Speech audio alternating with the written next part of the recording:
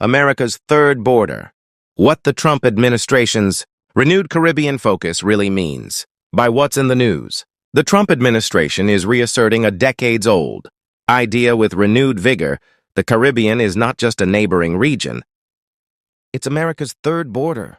From diplomatic outreach and new embassies, to energy partnerships and security, cooperation, U.S. officials say they're building a stronger, more integrated relationship with the Caribbean. But many in the region are asking, is this a true partnership or strategic positioning? The Third Border Doctrine returns. During a March 2025 State Department briefing, U.S. Special Envoy for Latin America Mauricio Claver Carone emphasized, the Caribbean, many times referred to as our third border. It is indeed our third border, but in some cases, it is actually our first border. When you start considering the commercial maritime shipping lanes, with Florida serving as the home base for both President Trump and Secretary of State Marco Rubio, the Caribbean's geographic and political proximity to the U.S. is central to this re-energized foreign policy focus. Energy security or energy leverage? The U.S. has framed energy security as the region's most significant opportunity. In May 2015, ExxonMobil announced its first major offshore oil discovery in Guyana's Stabroek Block, which has since led to more than 30 commercially viable finds. With additional reserves in Trinidad and growing exploration in Suriname, U.S. officials argue the region can reduce reliance on expensive fuel imports and break free from Venezuela's now-defunct Petrocaribe arrangement. Claver Carone called this a historic opportunity for energy security in the Caribbean, adding, this will improve people's lives, will improve the opportunities and the relationship with the United States, and will strengthen our neighbors. Guyana's transformation from a modest economy to an oil-producing powerhouse has shifted regional dynamics. Since ExxonMobil's 2015 discovery, the country is now poised to become the largest per capita oil producer in the world. Though located in South America, Guyana is a full member of CARICOM, the Caribbean Community, a 15-member regional bloc that promotes economic integration, security coordination, and sustainable development. CARICOM provides a platform for collaboration on trade, health, climate resilience, and foreign policy. As Claver Carone stated, Guyana is probably one of the greatest stories of the last 5 years. It's poised to surpass Qatar and Kuwait. We want to work with Guyana to ensure security cooperation from threats, particularly from Venezuela. Haiti, urgency and strategy. Collide. Haiti's crisis is front and center. The circumstance is dire, Claver Carone said bluntly. He acknowledged that the U.S. is developing a strategy to support Haiti's national police and help the provisional government tackle gang violence and restore basic stability. This trip is geared to hearing the views of our neighbors and allies in the Caribbean, he added, stressing the importance of regional involvement. Stabilizing Haiti, he noted, is important for the security, not only of the United States, but also of the entire Caribbean. The Cuban doctor's dilemma.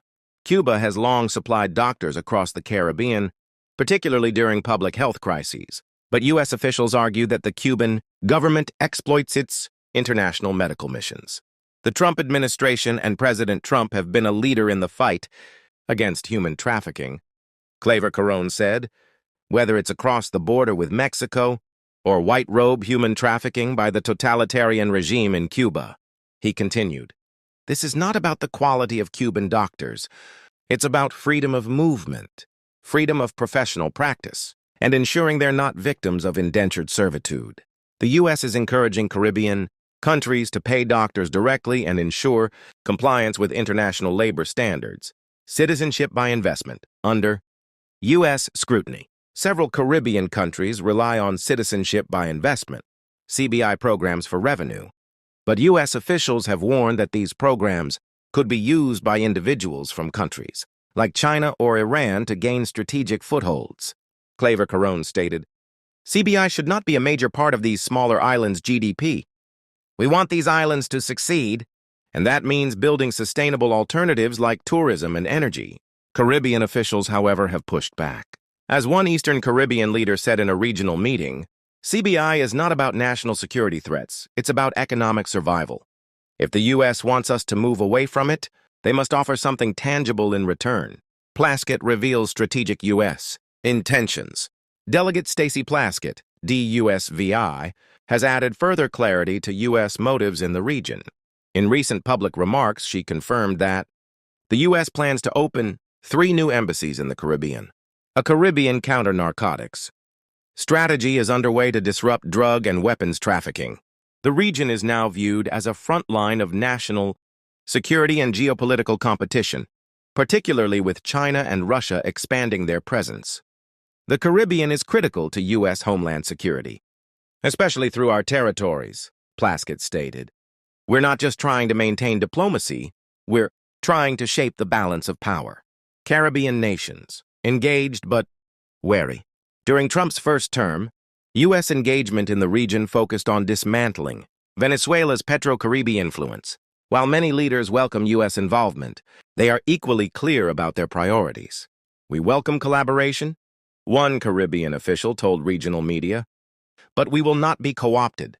Summary: the Trump administration has renewed its strategic focus on the Caribbean, framing the region as America's third border and emphasizing energy security, migration control, and regional stability.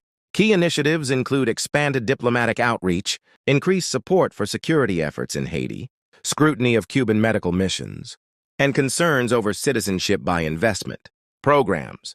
U.S. officials have identified emerging energy producers such as Guyana, Suriname, and Trinidad and Tobago as central to the region's future, while confirming plans to open new embassies and enhance military and intelligence cooperation.